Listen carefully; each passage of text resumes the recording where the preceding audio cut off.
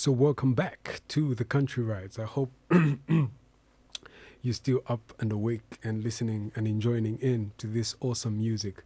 Playing in the background was It Won't Be Like This for Long by Darius Raka. And what I personally like about the song is that it talks about how parenting is a process and a journey of building relationships. Relationships that are victims of time. So you bond with your kids because you get to see them grow and you get to see them walk through various stages of their lives. You get to have them experience their first day of education and you get to watch them through that process. And as you are watching them through that process, you are getting emotionally attached to them as you should. But the idea that things won't always be like this for long can be sobering and at the same time very depressing, because Darius Raka in that song kind of brings out this idea of how a parent who's fully aware of the fact that his daughter won't be as young and this little cute little girl he can carry around for long. She's going to be a grown woman who's self-reliant, resilient, and able to live life responsibly on her own. She just won't be the little girl he can always like be around and stuff like that. So in the song, Darius kind of explains how when that kind of changes, you just have to accept the change when it comes, because people grow and experiences and moments in life are not supposed to be stagnant. They're progressive and very transitory. So that's what makes it that's what makes it special. I'm not a parent myself, but I can deeply resonate with the song because I am because these experiences are not alienated to just being practically experienced by you as a person directly. No, these are some things that you can make sense of regardless of you having to experience them firsthand. So I bet I would feel exactly the same way if I was a parent and watching your child grow, and not just grow but outgrow you. Yeah, it's like Hitch said. What Hitch said is like he was making a comparison, of course, to something else, but he said something like what makes this parent and child relationship noble is the mere fact that it doesn't last. Because it doesn't last, it has this certain value to it and an urgency to it to make the most of it, because it really doesn't last. So while you still have it, make it last. I had also played you a song by Darius Raka again, just previously. It was called This. And what makes that song particularly interesting is that certain things that happen in your life, if you look back from a place where you currently are, you will feel as though it was great. You would feel as though it was a window of opportunity that things had to happen the way they did. So he gives a scenario where the song kind of starts off with him knocking on a girl, on some girl's door, some girl he allegedly liked, probably in high school or something like that. And he's turned down. He brought her flowers, but then she turns him down because she is not interested or as emotionally invested as he is. But then when he goes through that process, he goes through it in a very depressed way. But with time, he lands himself something nice. And then he looks back to all the lost opportunities and goes like, you know what? It's good that things happened the way they did because they led me here to this. So that's the concept of the song. It's like his current experiences are so noble and refreshing that if he looks back to his old experiences, he can't help but think, you know what? I'm glad that things happened the way they did because they led me here to this. Quite interesting if you ask me. So I'm going to play you yet another song, pretty interesting, and it kind of talks about humility. And humility is a value that each one of us can learn and apply, because throughout life, there's always room for humility. It helps us socially bond together. Even if you lack humility, you're gonna really starve your social circle. You're not gonna have a hard time. You're not gonna have a good time. Sorry, you're gonna have a hard time, both with socially connecting with friends, colleagues, and stuff like that. You need humility, especially in your everyday life, because we all learn from each other. So this song kind of echoes the fact that humility is a great thing, especially when it's coupled with a little bit of kindness to it. So this is Tim McGraw, and this song is called Humble and Kind.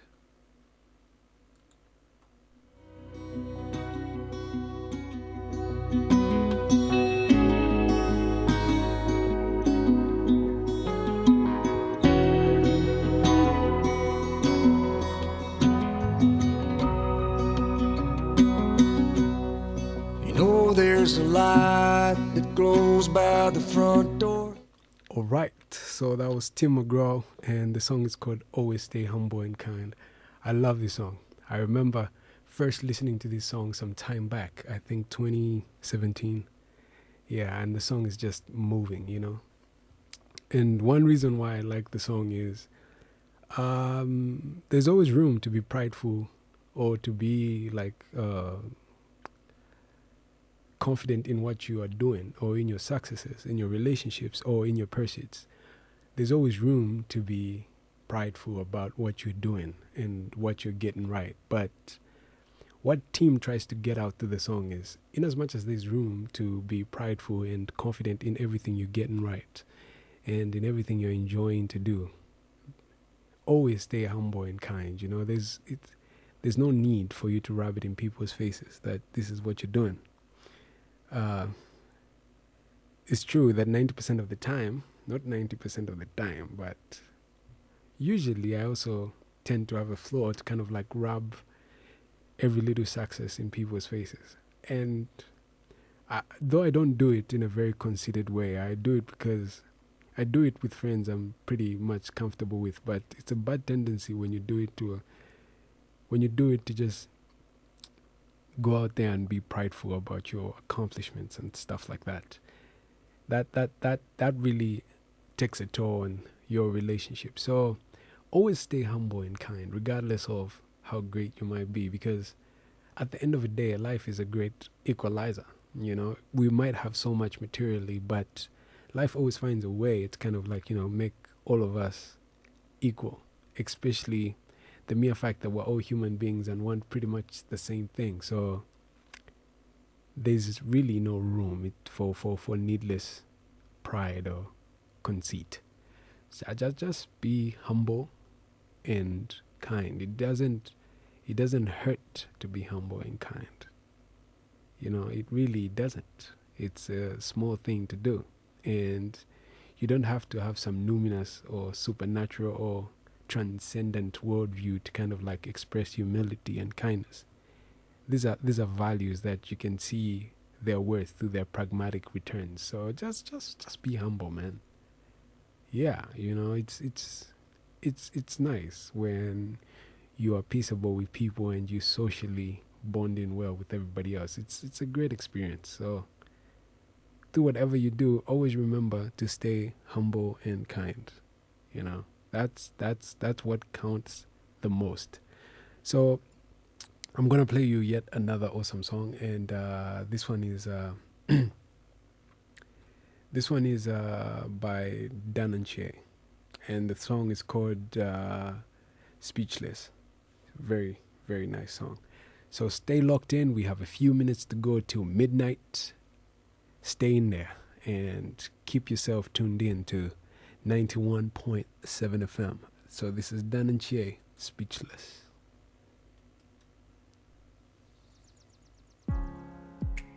You say you'll be down in 5. The smell of your perfume is floating down the stairs. You're fixing up your hair like you do. I know that I'll be a mess the second that I see you. You won't be surprised, it happens every time, it's nothing new. It's always on a night like tonight, I thank God you can read my mind. Cause when you look at me with those eyes, I'm speechless, staring at you standing there in that dress. What it's doing to me ain't a secret, cause watching you is all that I can do. And I'm speechless.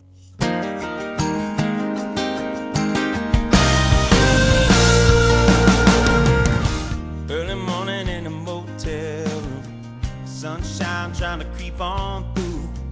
Lost sleep but I found a tune stuck inside my head. Cigarettes and tank of gas, headed off to nowhere fast.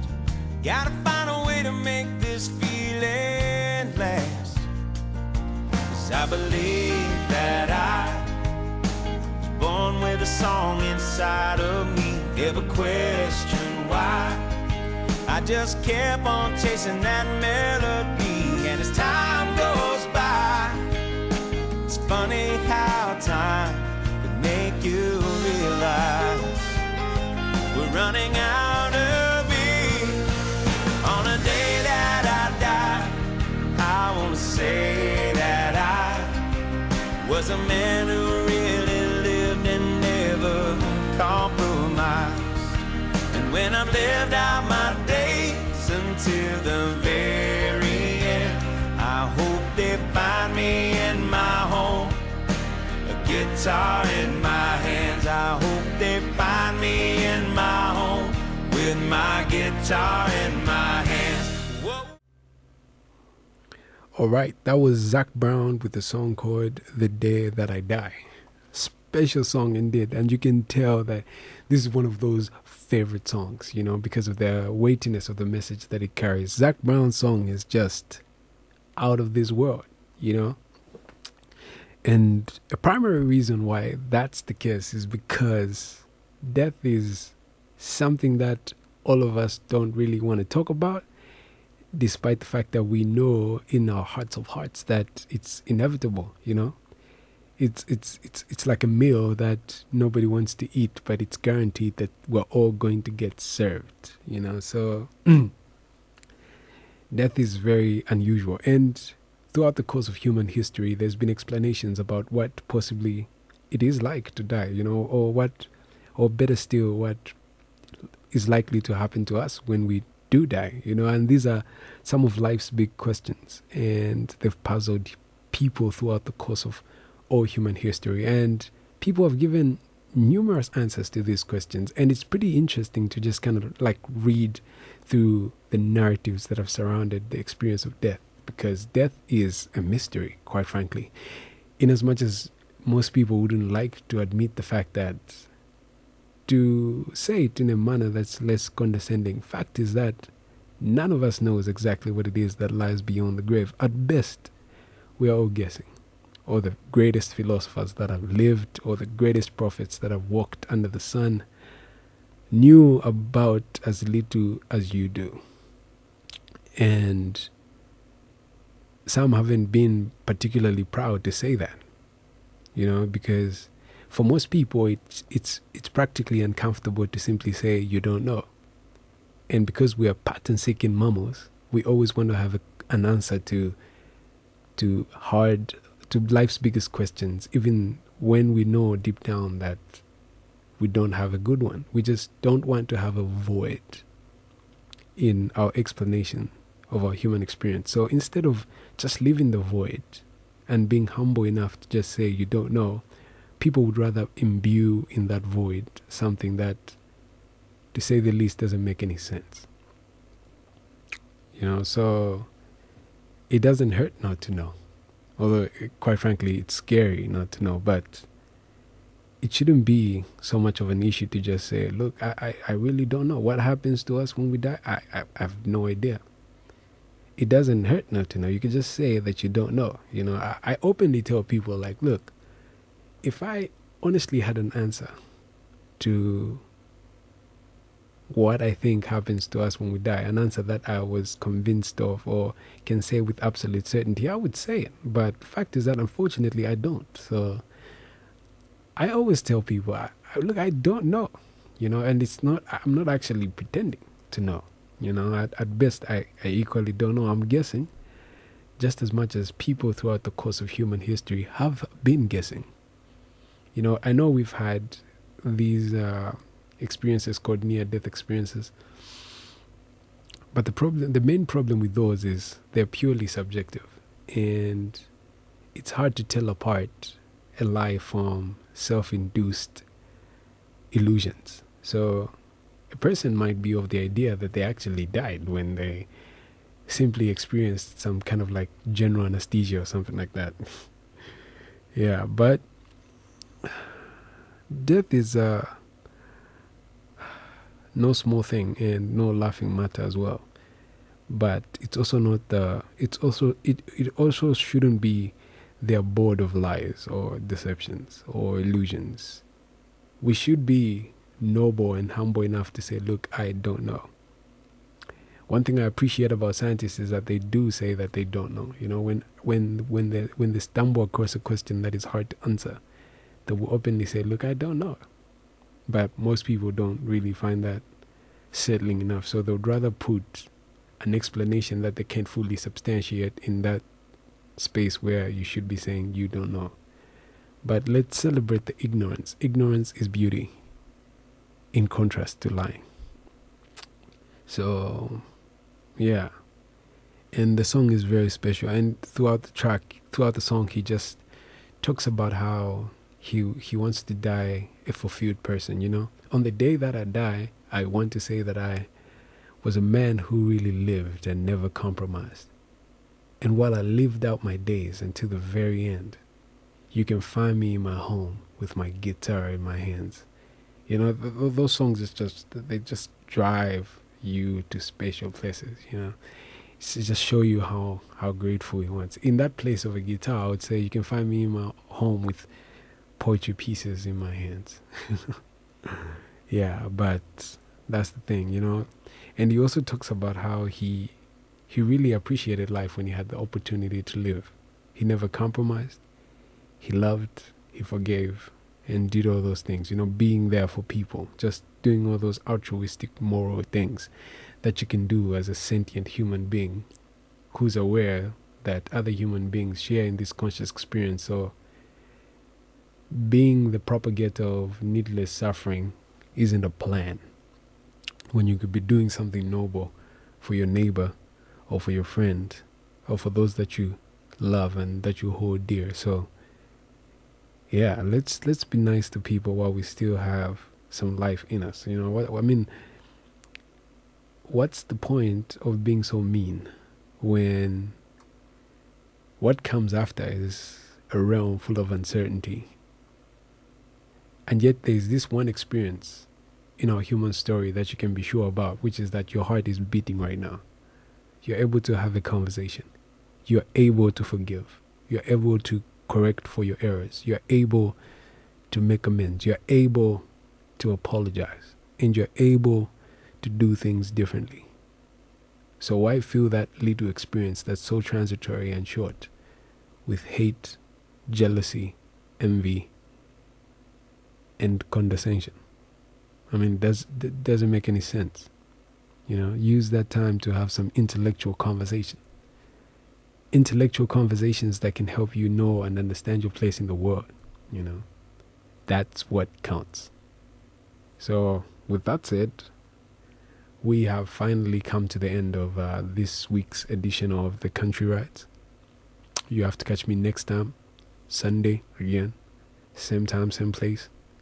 This has been Seraph with some awesome country songs. So in closing, I'm going to leave you something nice. Something by Zac Brown again. And this one's called Sweet Annie. And it's equally one of those beautiful songs that just takes you places that you've never been. So